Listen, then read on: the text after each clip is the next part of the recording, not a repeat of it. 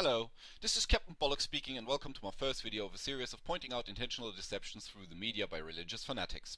Just a brief word in advance, as this video obviously happens to be about Muslim media. I will not start a rant on Islam in general, only on those who abuse religion and lack of education within their flock to deliberately deceive them. And be assured, I'm not going to spare any religion or cult.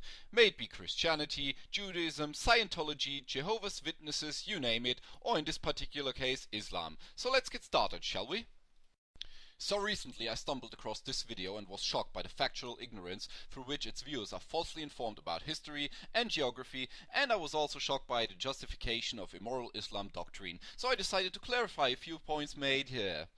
However, before I get started, I must say that I do not speak or understand any Arabic, so my assumptions were simply made by the English subtitles that were originally provided by the source. See the description for the sources below. If there's something incorrect about the translation, or maybe even everything, who knows, that bloke might be talking about cooking, please let me know. So let's watch this clip then. وهكذا يفعل هؤلاء الأنذال في جميع حروبهم مع الدنيا جميعا. يعني أمريكا لما غلبت في فيتنام عملت إيه؟ بالنووي ودمروا طوب الأرض، لم يلووا على أحد. ده غدر، هذا منتهى الغدر واللؤم والنذالة والذل والخسة.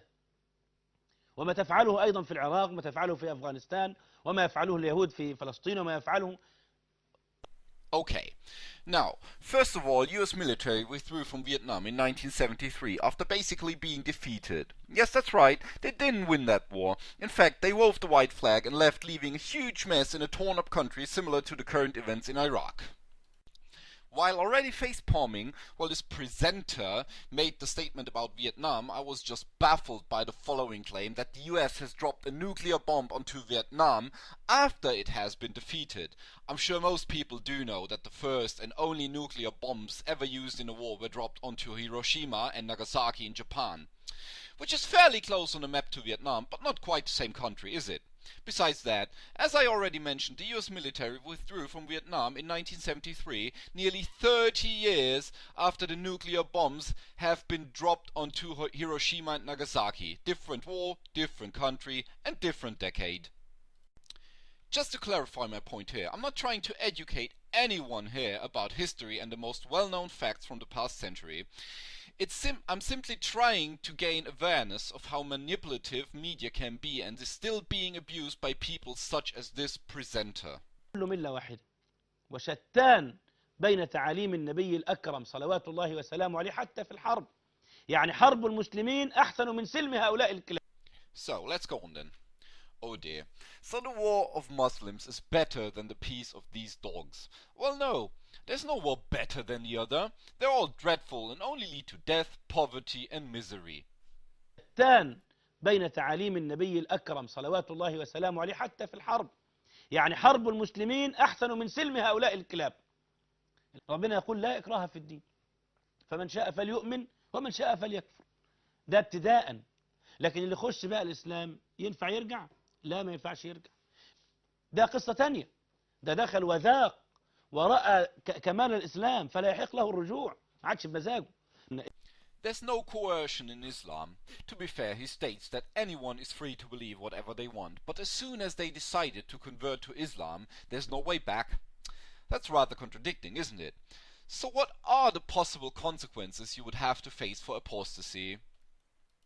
Well, in Iran, Egypt, Pakistan, the United Arab Emirates, Somalia, Afghanistan, Saudi Arabia, Sudan, Qatar, Yemen, Malaysia, Mauritania, Nigeria, Syria, Morocco and Jordan, for instance, apostasy is prohibited by law and can be penalized by prison, which includes torture, and even death penalty. ابتداء. لكن اللي يخش بقى الإسلام ينفع يرجع؟ لا، ما ينفعش يرجع. ده قصة تانية. ده دخل وذاق ورأى كمال الإسلام فلا يحق له الرجوع، ما عادش بمزاجه. إن هو في الأول نقول له أسلم بالذوق، إن أسلم خلاص. ده المجاهدين هم رايحين يقاتلوا بلد، يقولوا يا جماعة أسلموا، ده طلبنا، احنا مش عايزين منكم حاجة، لا عايزين فلوس ولا عايزين ناخد بلدكم ولا عايزين منكم حاجة، عايزينكم بس تخشوا الجنة معانا. أرأيت أسمى من هذا؟ طب مش هنسلم، يموتوهم؟ لا، يقولوا طب خلاص مش هتسلموا يا خينا حبايب، ادفعوا الجزية. نضمن ان انتوا تبقوا ايه مسالمين وتدفعوا الجزيه بحيث احنا نقدر نقاتلكم، نقدر ناخد بلدكم، فهنسيبها لكم وادفعوا الجزيه ونحميكم وتبعدوا عنه.